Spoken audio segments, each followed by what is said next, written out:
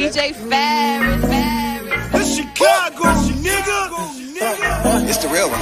Hit me. Only one is pulling shit the fuck up. Let's get a sports talk. So is Adam Gase coming back next year to be the coach?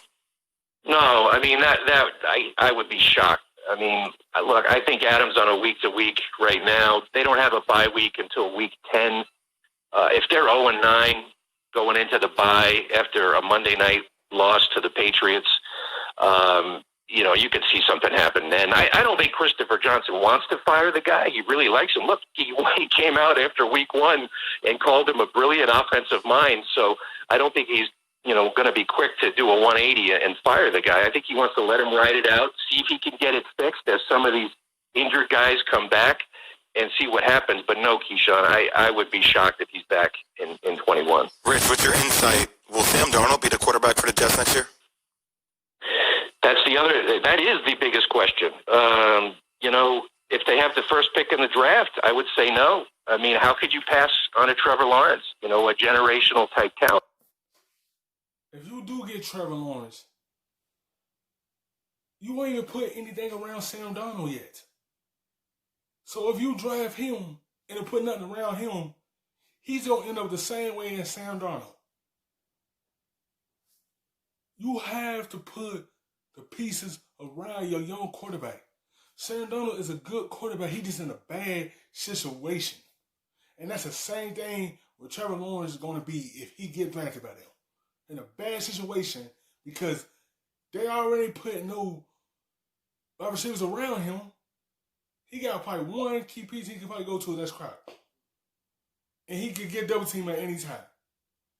They got to put the guys around him to elevate this team.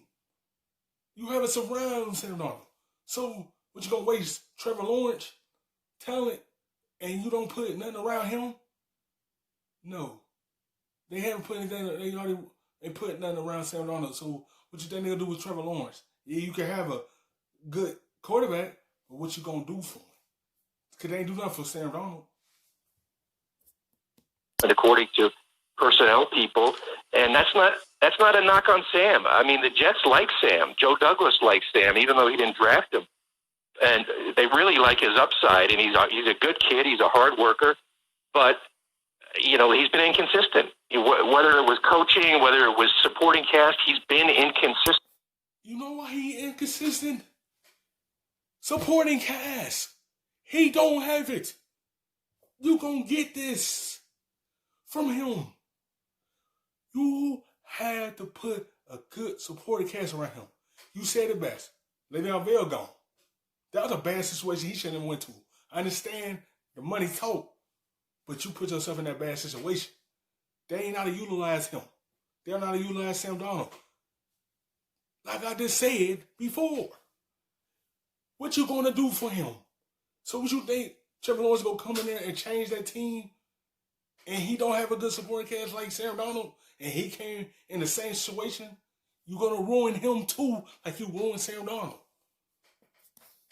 For 3 years, and if you got a shot at Trevor Lawrence, a chance to turn the clock back and start over on a rookie contract for a quarterback, which affords you a ton of financial flexibility into the future, the Jets won't be able to pass on that. So if you're Joe Douglas, do you wait as well with Adam Gase and try to go for a guy like Dabo Swinney as well? If you do get the first pick in the draft? Well, I mean, that would be the Arizona Cardinal way.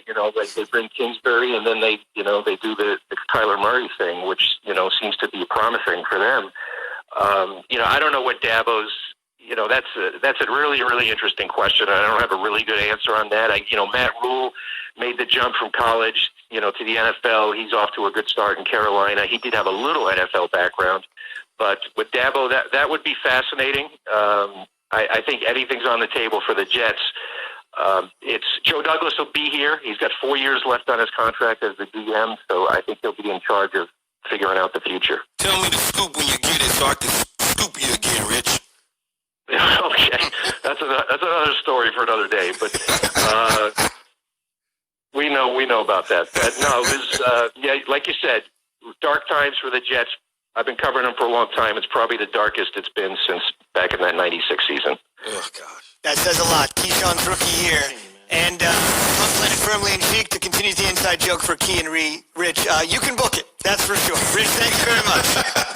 You got it. Thank you, guys. So wait, Key, give me some insight into this really dark moment. I was 15, but guess what? I was good. No,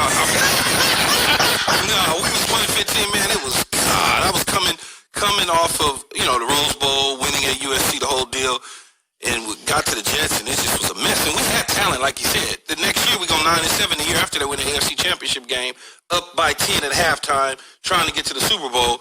It's just coaching, man. It was really coaching. It was bad. It was just to put it this way, you want to move on from there. It was so bad you wanted to move on from there. You just didn't want to live it again. Thanks for watching ESPN on YouTube. For live streaming